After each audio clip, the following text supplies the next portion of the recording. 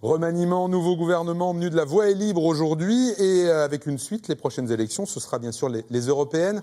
Un mot tout de même quand même sur l'opération, on va dire, entre guillemets, de communication du Premier ministre et du nouveau gouvernement. C'est qu'en fait, depuis lundi, on ne parle plus des municipales, Philippe Baumel, et de la défaite de la gauche. Oui, enfin, le changement de gouvernement est la suite logique quand même des municipales. Oui, mais c'est une assez belle opération de communication finalement, puisqu'on en parle. Peut-être, mais c'est pas que ça. C'est aussi la nécessité quand même d'entendre le peuple. Et donc, il faut changer de gouvernement, il faut changer de ligne politique. Ça me semble normal. C'est pas la première fois que ça se passe sous la Ve République de cette façon-là. Juste un mot. C'est vrai que vous avez eu peur que François Hollande garde Jean-Marc Ayrault à un moment donné.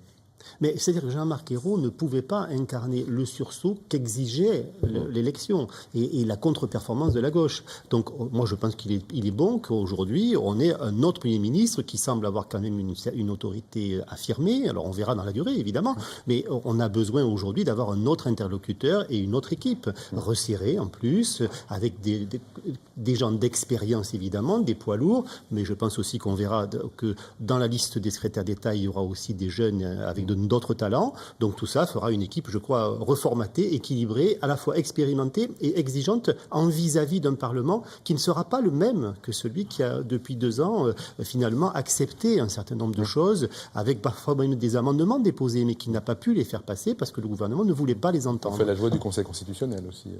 Sur certains aspects. Enfin, bon, de temps en temps, on nous aurait écoutés. Je pense qu'on n'aurait pas vécu le drame électoral que nous avons vécu dimanche dernier. L'étape suivante, je l'ai dit, c'est les élections européennes. Vous serez le directeur de campagne pour l'UMP, Guillaume Larrivé, directeur de campagne nationale. Est-ce que finalement les européennes, et c'est une question que je vais vous poser à tous, ne sont pas un peu vidées de leur substance après ce qui s'est passé aux municipales? En gros, les municipales, le remaniement, finalement les européennes, elles vont venir très vite. Est-ce que ce qui va se passer électoralement aux européennes aura une vraie signification? Guillaume Larrivé. Il y a un vrai enjeu pour notre pays. Aujourd'hui, la voix de la France est affaiblie en Europe.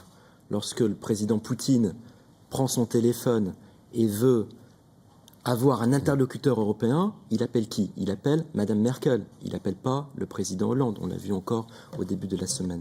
Donc il y a un gros effort à faire pour que l'Union européenne soit plus utile à la France. Et donc il faut qu'on agisse en Europe dans l'intérêt de la France en réorientant un certain nombre de dossiers. Mais ça ne nous dit pas si le résultat électoral sera vu en France comme quelque chose. Nous allons très concrètement plaider pour plus de frontières, plus d'efficacité dans les questions de sécurité et d'immigration, plus de convergence avec l'Allemagne, notamment au plan économique et budgétaire. Et nous allons mener une campagne active. Donc plus de rigueur. Plus de rigueur. Si plus de convergence avec l'Allemagne, c'est plus de rigueur. Non, plus d'harmonisation de notre droit, de nos systèmes fiscaux, sociaux, plus d'efficacité au service de la création d'emplois. Et de tout cela, nous allons débattre activement dans les semaines qui viennent, notamment dans notre région bourguignonne, avec Arnaud Danjean, qui sera pour la région Bourgogne, aux côtés de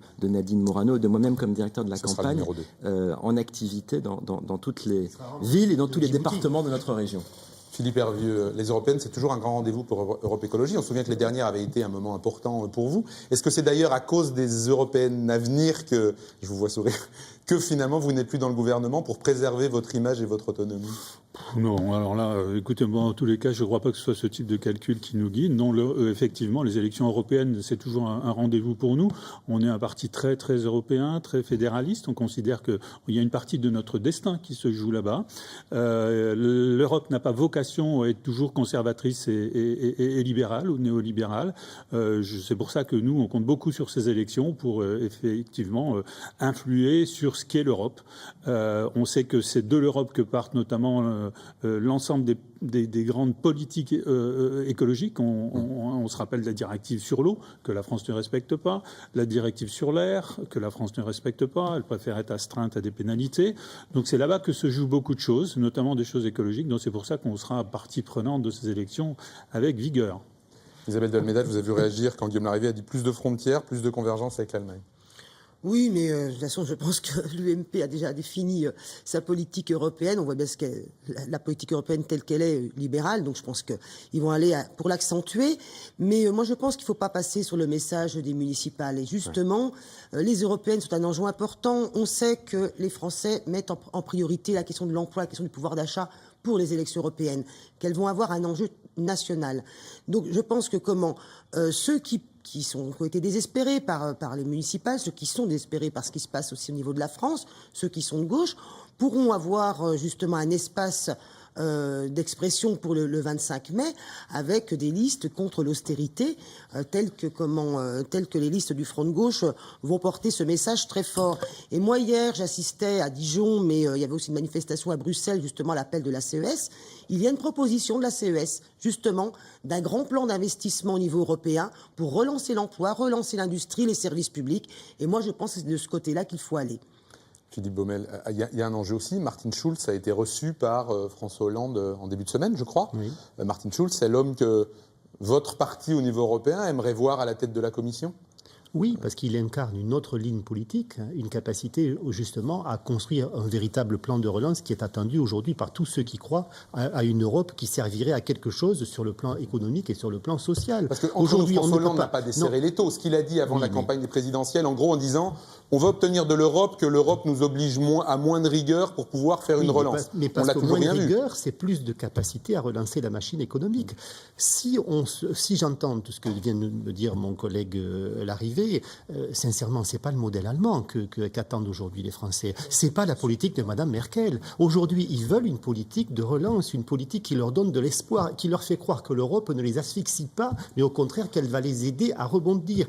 Aujourd'hui, on est dans un système européen qui fait qu'il y a une seule nation européenne qui surnage dans un système qui dessert tous les autres pays. Ça n'est pas aujourd'hui ce qui est souhaitable, et ça n'est pas, je crois, ce qu'ont voulu les pères fondateurs de l'Europe. Donc il faut revenir à une véritable collégialité, il faut revenir à une politique partagée qui serve la très grande majorité des pays européens, et il faut sortir l'Allemagne de cette vision impérialiste qui consiste à dire au bout du compte, je me sauve des difficultés et les autres doivent alimenter ma survie. Ça n'est pas acceptable. Donc aujourd'hui, je pense, contrairement à ce qu'a dit aussi Guillaume Larrivé, que la voix de la France sur le plan international est particulièrement entendue. Le travail de Laurent Fabius, quand même, aux affaires étrangères, est reconnu par tout le monde, même par Alain Juppé. Donc c'est dire quand même qu'aujourd'hui, la voix de la France à l'étranger est entendue. Je lui conseillerais aussi quand même d'entendre jusqu'au bout le message des municipales et de ne pas retenir en tête de liste des gens qui n'ont même pas eu le courage d'aller se présenter aux élections municipales. Je parle d'un gens qu'on a vu déserter le terrain électoral au moment d'une campagne et d'un rendez-vous électoral essentiel. Deux remarques. C'est pas l'Europe qui nous impose de diminuer des dépenses publiques et de rembourser notre dette. C'est pas l'Europe qui nous impose cela. C'est juste une nécessité parce qu'on peut pas. Non mais ça, c'est une différence. Le timing, c'est l'Europe qui l'impose. Non mais sur le fond, le timing, c'est l'Europe qui l'impose. Non, le principe, on peut l'entendre. Le timing. C'est pas l'Europe qui l'impose. C'est pas l'Europe qui l'impose. C'est pas l'Europe qui l'impose. C'est la majorité de l'Assemblée nationale actuelle qui a choisi de ratifier un traité qui effectivement encadre les choix. Ne soyons pas. Non mais ne soyons pas. Je le dis à Philippe Baumel. Ne soyons pas démagogue en disant c'est la faute à l'Europe, c'est la faute à Bruxelles. La vérité, c'est que, et je le dis sérieusement, lorsqu'on a 93% de la richesse nationale qui est constituée de dette publique, il y a un moment où il faut arrêter d'annoncer les mêmes facilités démagogiques consistant à dire, pardon Madame de Hamelda, qu'il faut toujours dépenser plus, investir plus de services publics, plus de dépenses. Ça n'est juste pas possible qu'il y ait l'Europe ou pas l'Europe. Il y a un moment, et chacun peut le comprendre, il y a un moment où il faut rembourser ses dettes. Première remarque. Deuxième remarque, Arnaud Danjean, je le dis à Philippe Baumel, les yeux dans les yeux, Arnaud Danjean est l'un des parlementaires européens qui font le plus honneur à la France. Il est le président de la commission au Parlement européen qui traite des questions militaires et des questions de défense. C'est un très grand parlementaire européen. Et je pense que c'est une chance pour notre pays qu'avoir Arnaud Danjean à Strasbourg et à Bruxelles sur ces questions militaires. Et il est aussi sur le terrain. Il est venu 3 fois en puiser à mes côtés depuis 2012. Philippe Hervieux, je disais, elle est lancée cette campagne des européennes déjà. Mais il suffit qu'on agite le mot Allemagne pour que... C'est une sorte de chiffon rouge dans ce débat quand même. Oui, mais je crois que on n'a pas. Le problème de fond, c'est qu'il n'y a pas d'unité politique en Europe, et c'est pour ça que nous, on veut y être en force dans ce Parlement européen, parce que on peut pas mettre en place de politique économique véritablement efficace si elle ne s'adosse pas à une véritable unité politique. Je crois que c'est la première des choses. pour aller dans le sens de ce qui a déjà été dit, je constate que la Fed met des milliards et des milliards de dollars dans l'économie, pendant que nous, ici, la BCE, a l'œil rivé sur l'inflation. Ça fait 20 ans qu'on n'a plus d'inflation en France, mais eux, ils continuent à vouloir juguler l'inflation. On voit bien où ça nous mène. Donc il y a vraiment une politique économique qui est à revoir au niveau de Bruxelles. C'est pour ça qu'il faut absolument peser sur ces élections européennes, quoi. On s'en sortira pas si on continue dans cette ligne de l'austérité et de la pression financière. Philippe Baumel, on l'a dit tout à l'heure, on a entrevu ce que François Hollande a laissé comprendre lundi dernier, que, en gros, les gages qu'il avait donnés à Bruxelles sur la vitesse de remboursement, pour faire simple, de la France, il allait peut-être falloir rediscuter. C'était quoi ? C'est vraiment quelque chose qu'il veut faire, ou c'est un gage donné à vous, c'est-à-dire à l'aile gauche du Parti socialiste, dont on sait que vous êtes sur cette position-là? Le président de la République n'est pas là pour donner des gages à je ne sais quelle aile gauche du Parti socialiste. Enfin, oui, il a besoin que son Premier ministre ait la confiance dans C'est vrai, jours. mais je pense aussi qu'il analyse les résultats des élections. Et il voit bien aujourd'hui qu'il faut trouver des marges de manœuvre pour essayer de répondre aux attentes populaires. Voilà, donc on est dans cette volonté et on sait bien que l'élection européenne sera une des clés essentielles pour changer de politique à la fois au plan européen mais au plan national aussi. La géopolitique européenne, elle dit que ça peut changer ou pas? La géopolitique dit que ça peut changer à mon sens et à notre sens, puisqu'aujourd'hui, notamment en Italie, il accède au pouvoir d'autres responsables qui sont sur cette ligne-là. Même les Espagnols... La gauche n'est pas partie pour gagner les élections européennes en France, ça va, en termes de poids, ça va manquer au niveau européen. Il vaudrait mieux qu'elle les gagne, justement, et qu'elle les gagne de façon unitaire sur la même volonté de relance économique. Je pense que c'est ça. En général, les européennes, c'est la Saint-Barthélemy pour le pouvoir en place. Donc, souvent. Voilà, souvent, oui. Il y aura un autre sujet très important de cette élection européenne, c'est la question de l'élargissement. Pour notre part, nous serons extrêmement clairs.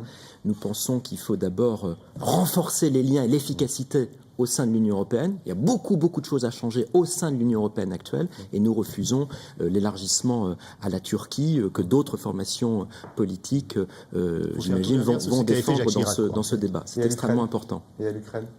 L'Ukraine, la question de l'élargissement de l'Union européenne à l'Ukraine n'est évidemment pas d'actualité. Il faut quand même donner... On a surtout besoin, au moment des élections européennes, d'avoir aussi une politique contre le dumping social et fiscal. Et ça, je pense, ça va être aussi un des enjeux des élections européennes et attendu par les salariés, et pas que les salariés français, mais les salariés de l'ensemble de l'Union européenne, parce qu'on est en ce moment dans une guerre économique, une concurrence entre les salariés, y compris à l'intérieur de l'Union européenne. Et je pense que ça, c'est pas un signe de progrès social et démocratique. Il nous reste 40 secondes. Vous avez fait les gros yeux à Ukraine, Philippe Baumel. Oui, sincèrement, parce que je viens d'entendre des propos quand même qui, à mon avis, sont scandaleux. C'est-à-dire qu'on ne peut pas lâcher comme ça nos amis ukrainiens en disant par pertes et profits, vous restez sur le joug russe et tant pis pour vous. Sincèrement, l'Europe ne s'arrête pas aux frontières ukrainiennes, polonaises telles qu'on les connaît aujourd'hui. On le sait tous. Il y a une communauté de culture et on se doit, si vous réclamiez justement que la voix de la France soit entendue, eh bien on se doit aussi de faire entendre notre capacité de solidarité et de soutien. Je ne dis pas par une entrée d'eux-mêmes en tête dans l'Union, mais on se doit quand même de travailler avec eux et de les protéger justement d'une vision impérialiste. Allez, je suis obligé de vous arrêter. Il nous reste une trentaine de secondes pour dire au revoir. Merci à tous les quatre d'être venus sur ce plateau une semaine après le deuxième tour des élections municipales. Merci encore à vous qui nous regardez d'avoir été très très nombreux pour ces élections municipales. Tout ça fait chaud au cœur à ceux qui ont fait des efforts sur ces moments-là. Et justement, samedi prochain, nous accueillerons les acteurs de ces élections municipales sur ce plateau. Entre autres, Gilles Platrel, nouveau maire de Châlons, Denis Thuriot, élu à Nevers, Laurence Porte, élu à Montbard. Bon week-end, au revoir et merci. Merci.